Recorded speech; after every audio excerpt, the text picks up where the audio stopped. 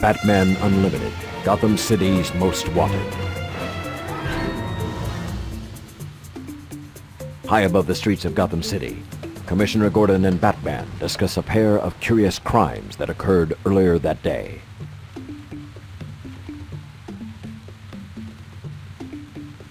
According to witnesses and security cameras, the crimes appear to have been committed by none other than Nightwing and Batgirl. Just then, Batman receives an alert.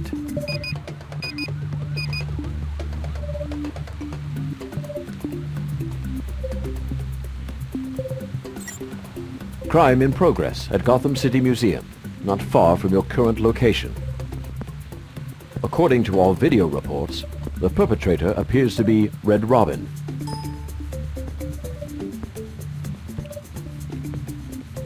Without another word, Batman leaps from Gotham City Police Headquarters, leaving Commissioner Gordon alone on the roof.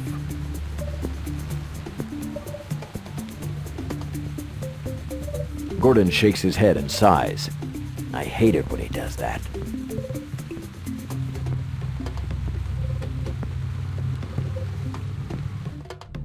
Batman arrives at the museum in moments. He bursts through the doors and comes face to face with Red Robin?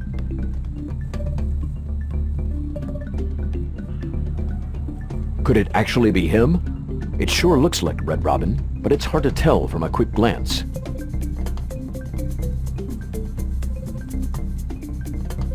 Batman chases the all-too-familiar red and black suit up the stairs to the roof.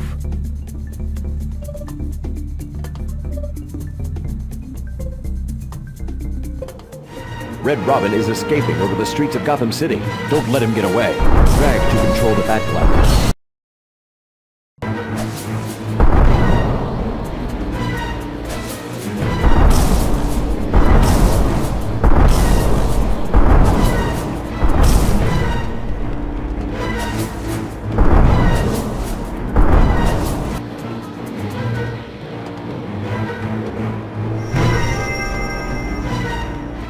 As Batman closes in, Red Robin turns and blasts him using the device he's just stolen from the Science Museum.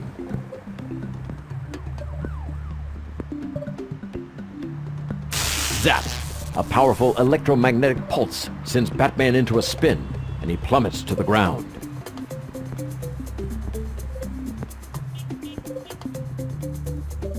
Moments before hitting the pavement, Batman twists in midair and lands safely on his feet. Red Robin swoops away into the night, still clutching the stolen device.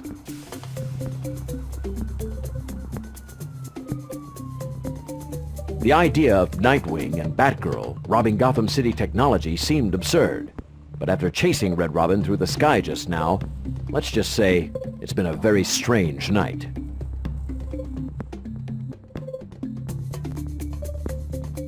Batman summons the Batmobile. Plans to make a few calls on his way back to the Batcave.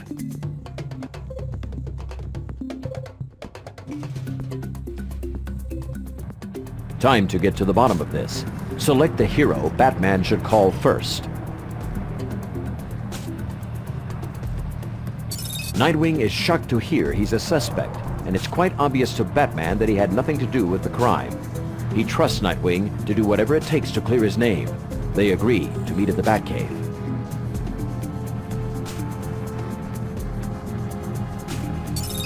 Batgirl answers the call with a whisper. She's on the run because someone thinks that she robbed the university earlier today. She'll be heading to the Batcave as soon as she can shake her pursuers. When Batman accuses Red Robin, he laughs. Of course he didn't rob the museum or throw hover bombs at Batman. Red Robin has been at the Batcave all evening. He'll stay put until the others arrive.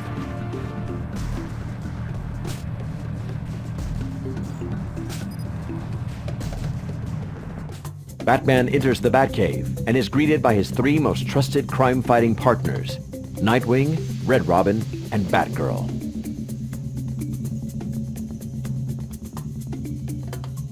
Who in Gotham City would want to turn these superheroes into criminals?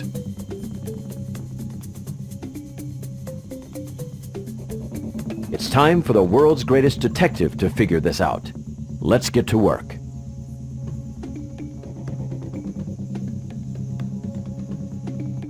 After a call from Batman, Commissioner Gordon sends across the reports from all three of today's superhero copycat crimes.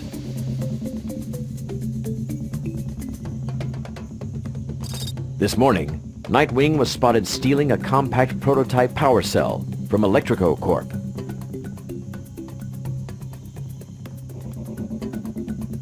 Not long after that, Batgirl was spotted stealing an experimental plasma amplifier from the University Research Lab.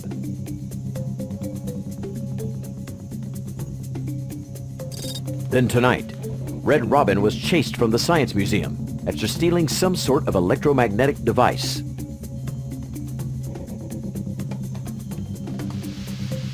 Batman and Commissioner Gordon agreed to keep each other informed of any new developments.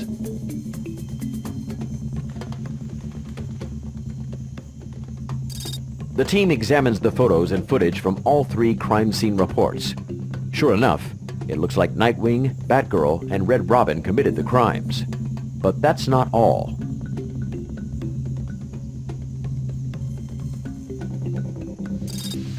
Batman notices large clumps of reddish mud at each location. It may not seem like much, but even the smallest clue can solve a crime.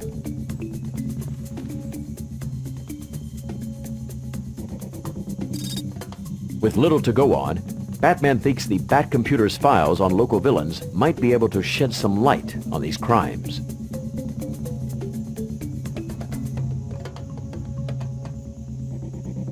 Search through the Batcomputer's database of known Gotham City villains to find a likely culprit. Swipe left and right to read through each villain's file.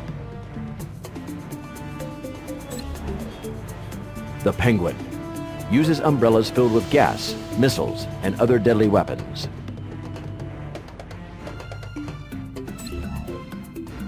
Killer Croc, enhanced strength, dense skin, razor-sharp teeth, and claws. Scarecrow, causes victims to hallucinate with fear-inducing gas.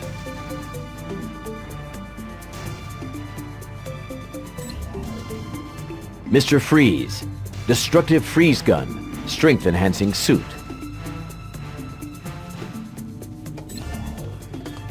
The Riddler, genius-level deductive reasoning, wraps fiendish riddles around his crimes.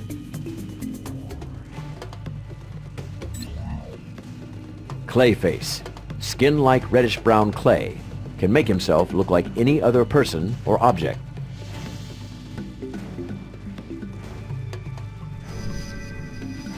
Batman recounts the evidence as he looks at Clayface's file. Flawless impersonation of variant body shapes and red clay found at each of the scenes. Nightwing, Batgirl, and Red Robin agree. Clayface is an obvious choice.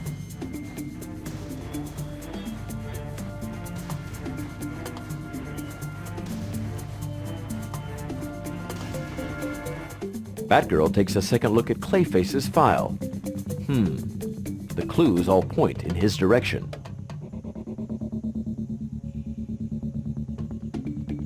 But how could Clayface have carried out those crimes if he's locked up in Arkham Asylum?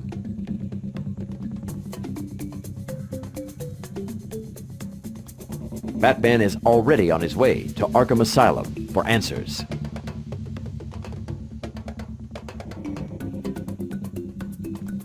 Tipped off by Batman, Commissioner Gordon checks whether Clayface really is in Arkham Asylum.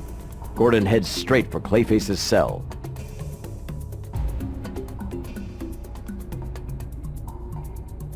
Through the cell window, he can clearly see Clayface inside.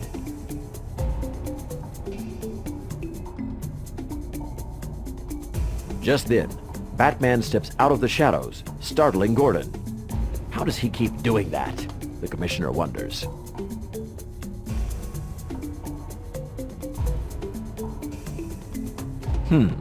There's a curious flicker in Clayface's movement. Batman suspects things are not as they seem. He asks the Commissioner to open the cell for a better look.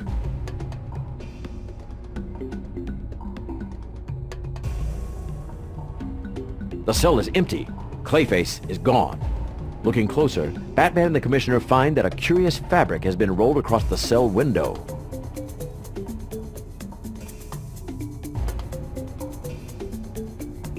cunning. It's an electronic projection blanket, programmed to display a looping image of Clayface, enough to fool any passerby into thinking he's still in his cell. Clayface could have been gone for days.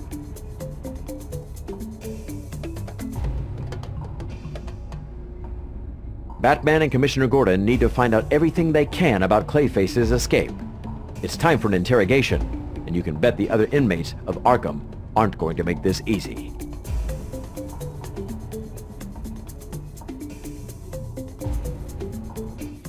Batman has some tough questions to ask. Select who Batman should interrogate first.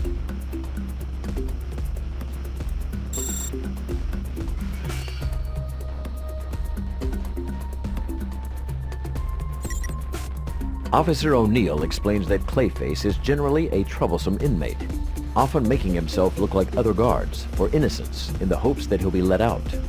Though one of the most skilled officers in the asylum, he admits that he hasn't noticed anything out of the ordinary recently.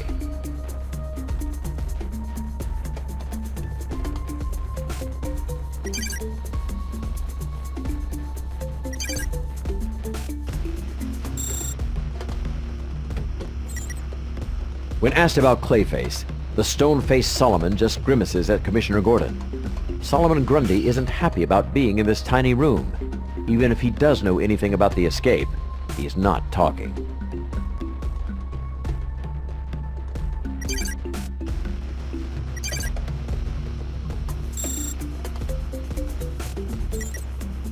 Scarecrow is very tight-lipped, but makes it very obvious that he doesn't have a lot to say to Clayface due to intellectual differences. The fact that there was an escape, and Scarecrow was not a part of it, makes Scarecrow very angry. But that's all he'll say on the matter.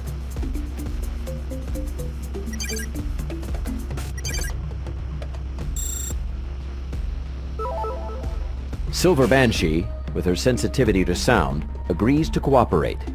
She'd do anything to be moved farther from Clayface's cell. The noises he makes when he eats and sleeps drive her crazy.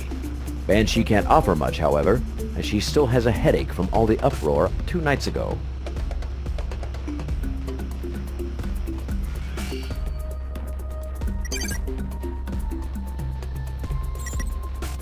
Silver Banshee recalls something about a disturbance somewhere else in Arkham. She clearly remembers Officer O'Neill's radio summoning him to minimum security. That's all she knows. She suggests they ask the guard about it.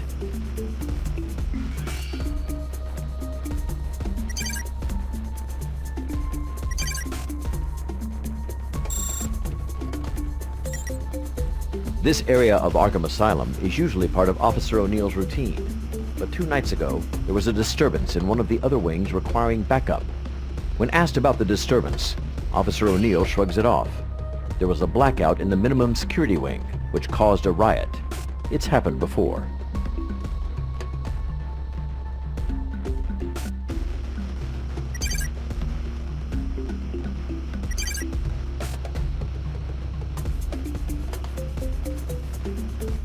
So what do we know? A fake guard, a projection fabric, and a helicopter headed northeast. Not a lot to go on, but it's something.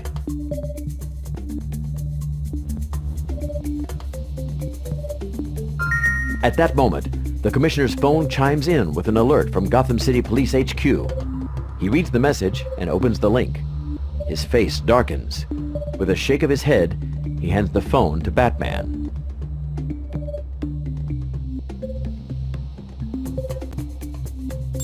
According to a live news report, Batman has just broken into Wayne Enterprises.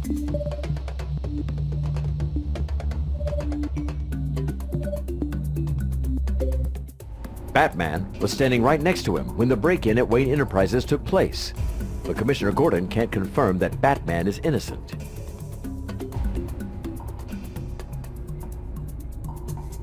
For though Commissioner Gordon trusts Batman, they are working together in secret. He knows this is going to be a difficult mess to handle.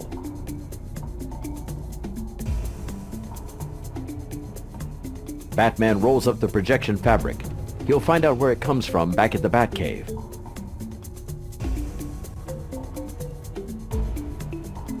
In the meantime, The commissioner promises to do what he can to keep the public spotlight off of Batman.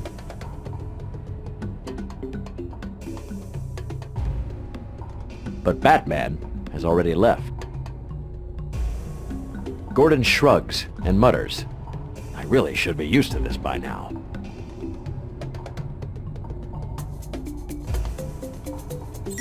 Nightwing, Batgirl, Red Robin, and now Batman are all on the police watch list.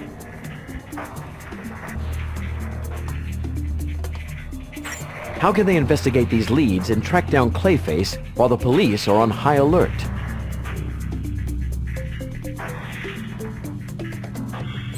Batman calls in reinforcements from out of town. The Flash, Green Arrow, and Cyborg. They are ready to help in any way they can.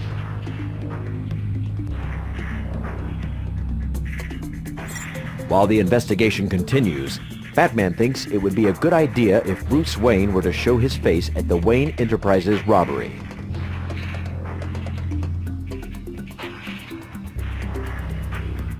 Not surprisingly, the Flash is the first to arrive in Gotham City.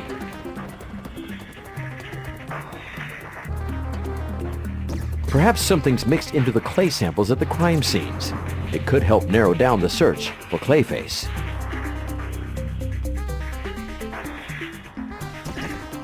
Thanks to his speed and his skills as a forensic expert, the Flash agrees to fetch a clay sample from each of the crime scenes and help the others perform an analysis back at the Batcave.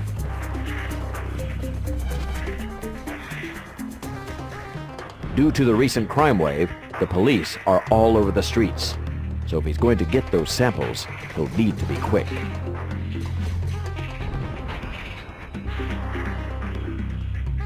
Swipe to direct the Flash through the streets of Gotham and collect clay samples from all of today's crime scenes.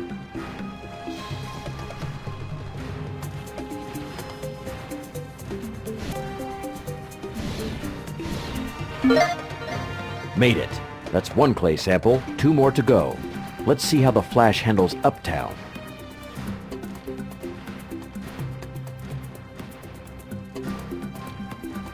Swipe to direct the Flash through the streets of Gotham and collect clay samples from all of today's crime scenes.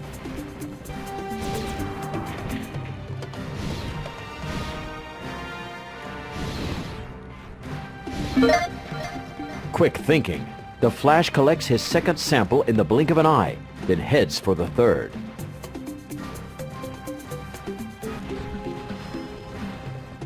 Back at the Batcave, testing has finished on the projection fabric from Clayface's cell.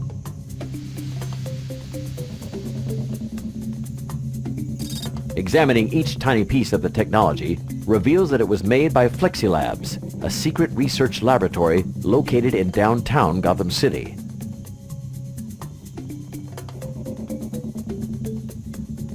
Green Arrow and Cyborg leave to investigate Flexilabs just as the Flash enters the Batcave with his 3 samples. They get to work right away.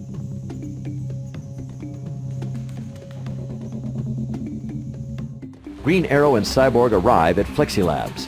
From the outside, the laboratory looks like an ordinary building, but the work that goes on inside is top secret and well guarded.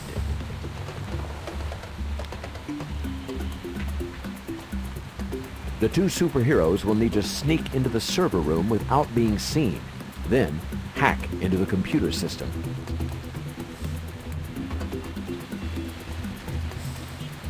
Green Arrow loads his quiver with a selection of arrows and tells Cyborg to follow close behind.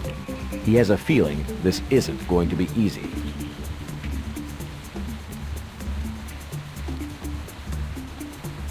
Help clear a path through each area and open the door. First, use a blackout arrow to disable the camera.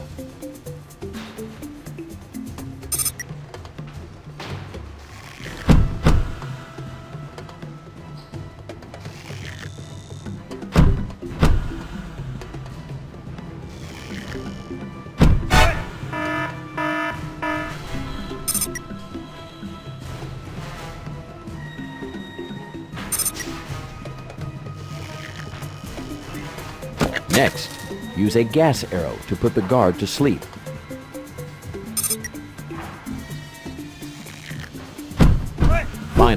Use a rubber arrow to trigger the door switch.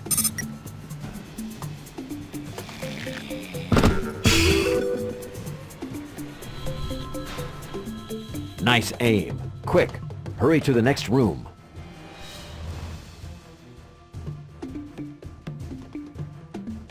Help clear a path through each area and open the door.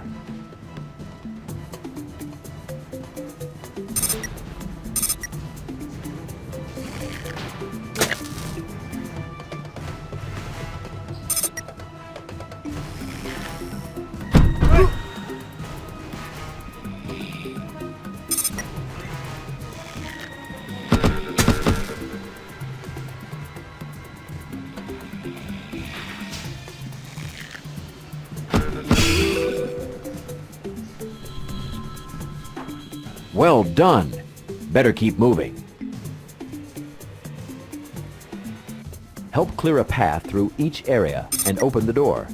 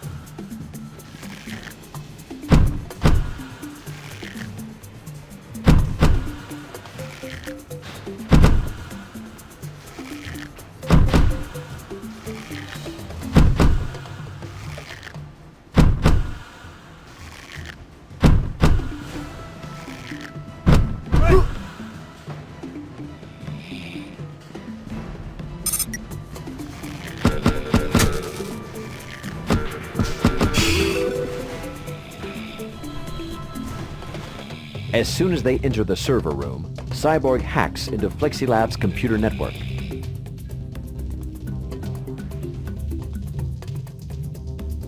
Cyborg makes a discovery. A truck carrying a roll of the projection fabric was stolen from the lab a few weeks ago, but the crime was never reported.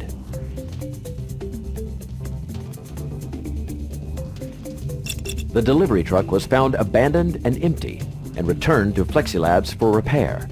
Unfortunately, the GPS was badly damaged, so Cyborg is only able to recover part of the route information.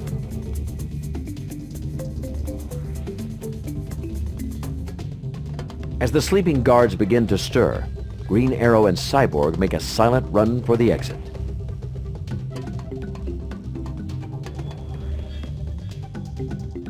Batman returns from Wayne Enterprises and informs the team that the only item stolen from the research department was an experimental plasma field generator.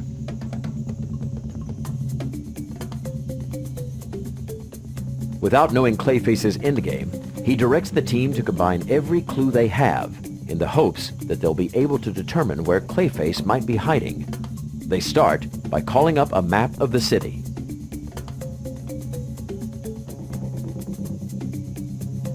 Cyborg was unable to get a complete map of the stolen truck's route through the city, but he was able to download the directions it went from the point it left FlexiLabs.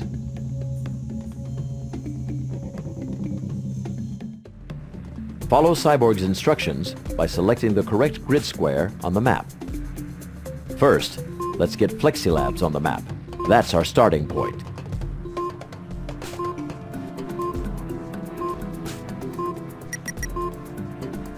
After leaving FlexiLabs, the truck drove 2 miles south to Dixon's Docks.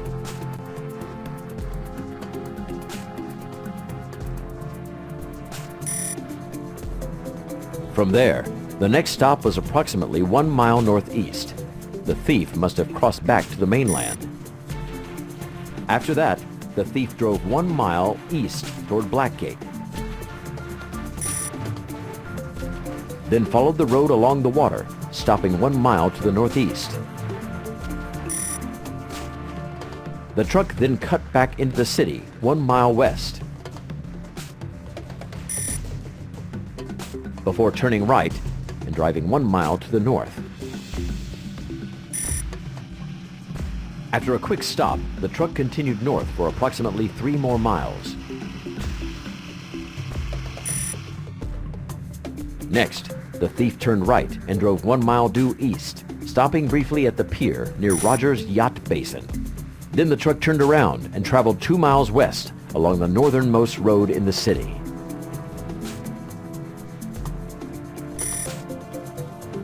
From there, it traveled southwest 1 mile to the bridge out of the city. That's right near Arkham Asylum. The truck then went 2 miles west across the bridge. Finally, the truck was driven to the quarry 1 mile north and abandoned. The truck's route isn't much help.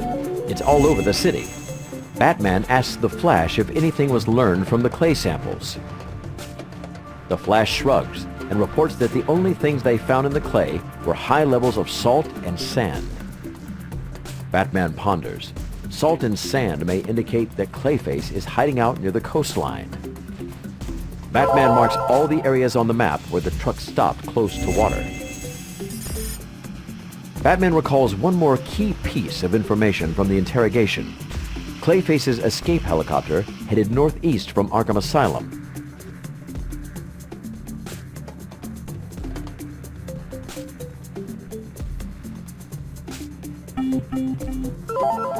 The truck stopped right next to Amusement Mile, an abandoned fairground in the northeast of Gotham City. Sounds like a perfect hideout. Good work, everyone. The 7 heroes arrive at the abandoned fairground and discover what an ideal hideout it really is. Batman has a suspicion that there may be more than just Clayface to uncover at this old fairground.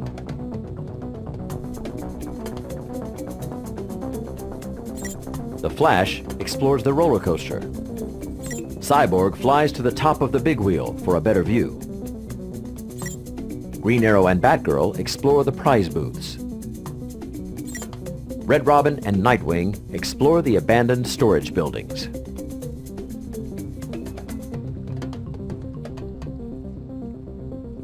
Batman opens a locked door and finds Clayface. But wait a moment. Clayface is still inside his containment unit from Arkham Asylum, and he's not happy about it.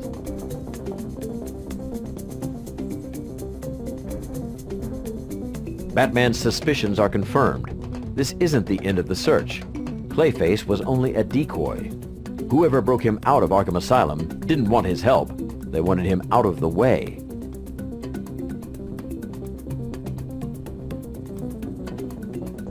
But why? Who's really behind all this? And what's that sound of sirens in the distance?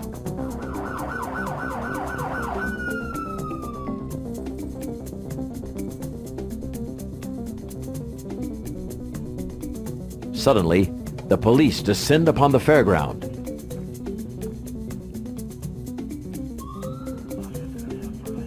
The heroes are surrounded.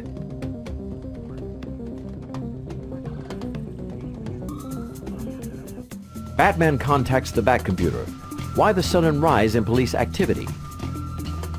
The response is a video that went out moments ago on all police channels.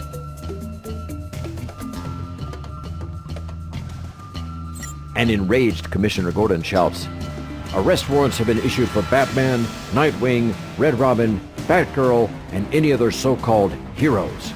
Use of excessive force approved. All law enforcement personnel are to go to the old fairground. Every single policeman in the city."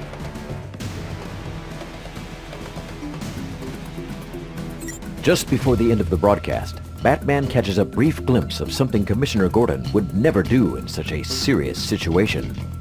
He smiles.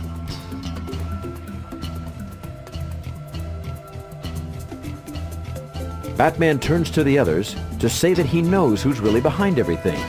But his words are drowned out by a fanfare of fairground music and a squeal of rusty machinery. The heroes and police turn as one.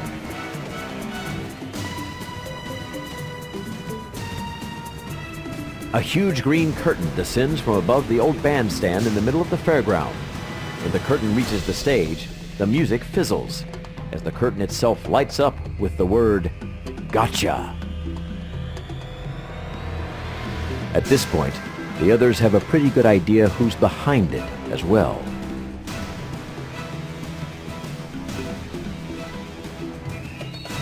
The word "gotcha" disappears, to be replaced by a smug, smirking Commissioner Gordon. At least that's who it appears to be. As Commissioner Gordon observes the 7 heroes surrounded by the entire Gotham City Police Department, an enormous grin spreads across his face. He pulls the remote control switch from the pocket of his suit.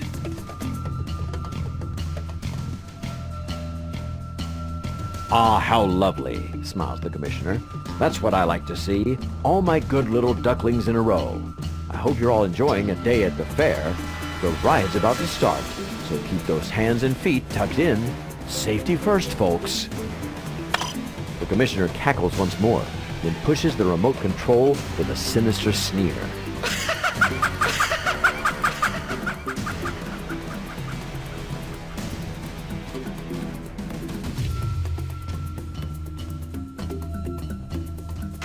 Zap! A huge crackling dome of electricity envelops the entire fairground, trapping everyone inside. The Commissioner laughs yet again, then reaches up behind his head.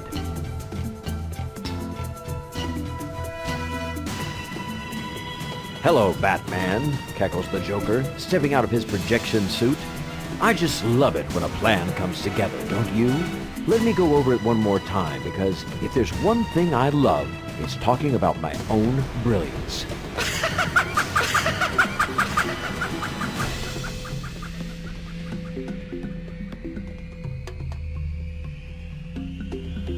Step 1. Dress up in ridiculous outfits. Always the sign of a good party, he proudly shouts.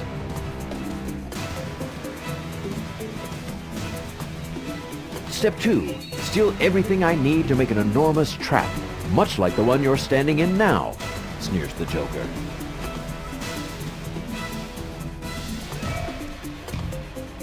Step 3. Make the police think the heroes did it. What's that expression about killing 2 bats with 1 stone? He laughs. And finally, the Joker hisses, get everyone I despise into one convenient location. Sproing, that's the sound a trap makes when it works. Sit tight. Enjoy the fair. I'm off to do literally anything I want. Gotham City is mine. Bye-bye, Batty, the Joker says as he bows and waves his fingers. By the way, he adds, tonight's wardrobe is provided by FlexiLabs. When you need an outfit to suit any evil occasion, the Joker wholeheartedly recommends FlexiLabs projection fabric. FlexiLabs, not just for drapes anymore. Bye. As the Joker's laugh fades away, the curtain rises to reveal the real Commissioner Gordon, tied to an old magician's chair. Batman leaps to his aid, and any misunderstanding is quickly explained to the rest of the police force. There must be a way to escape this plasma field, suggests Gordon. Perhaps if they could find and disable whatever's generating the shield, they can disrupt the generator long enough to escape. But the fairground is huge. Even with the whole police force here, how can they find the shield generator? In response, Batman taps the side of his cowl.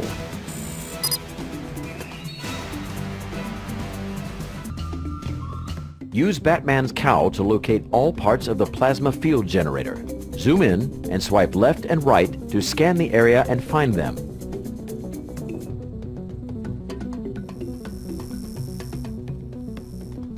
Switching to thermal.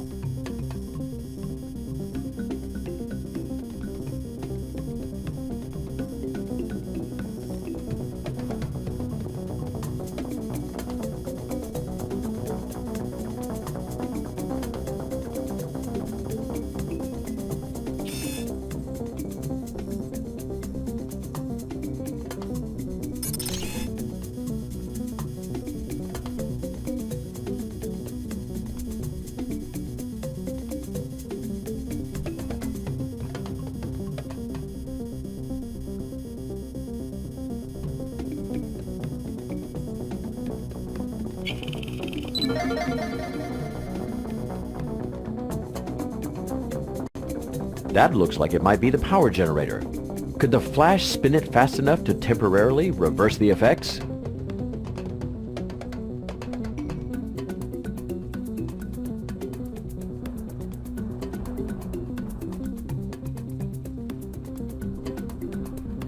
Switching to electromagnetic.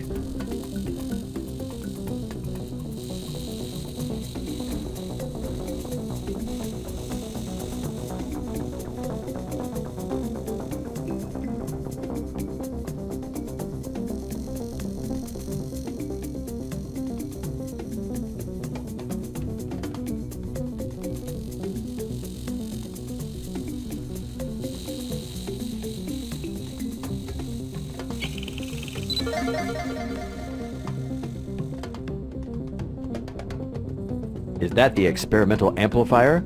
Maybe Cyborg can hack into it and find a pattern in the output.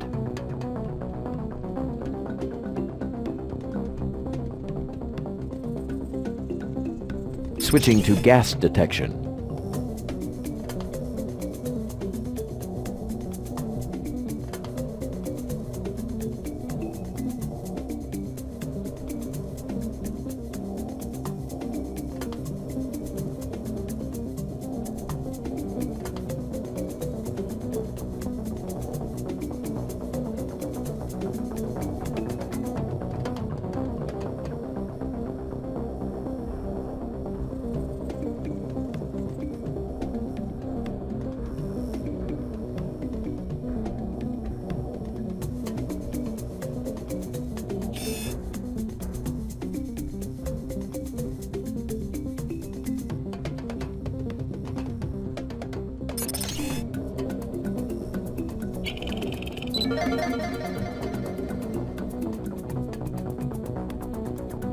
That's the plasma generator from Wayne Enterprises. Nightwing and Red Robin should be able to look under the hood.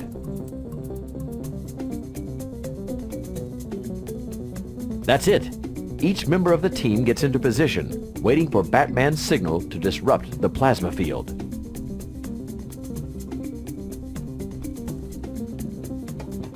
With everyone working together, a small gap opens in the plasma field exactly as planned, and Batman leaps through just before it closes up again. Great work, everybody. There's still time to stop the Joker. To the Batmobile.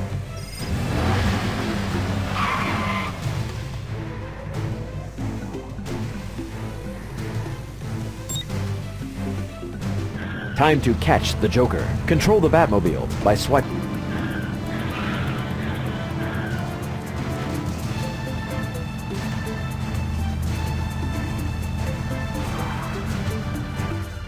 "Curse you, Batman!" shouts the Joker as Batman hauls him out from behind the wheel. He pulls him into the back of the truck until the police arrive. But before he slams the door shut on the Joker's plans for good, Batman pulls the remote control from the Joker's pocket and presses the release button.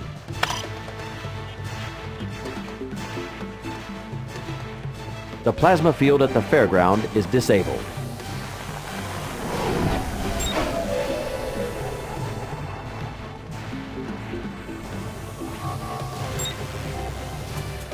The heroes and police officers are free.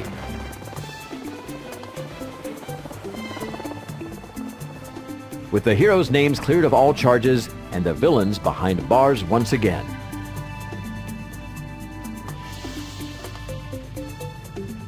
Commissioner Gordon shakes Batman's hand warmly.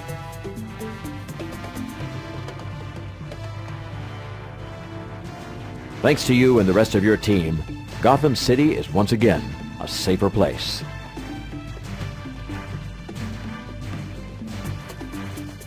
Batman may be the world's greatest detective, but he knows he couldn't have solved this crime without a great team. He thanks everyone for their help, then flies off into the night.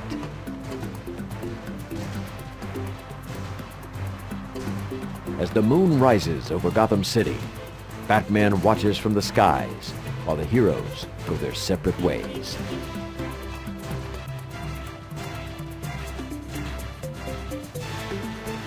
The end.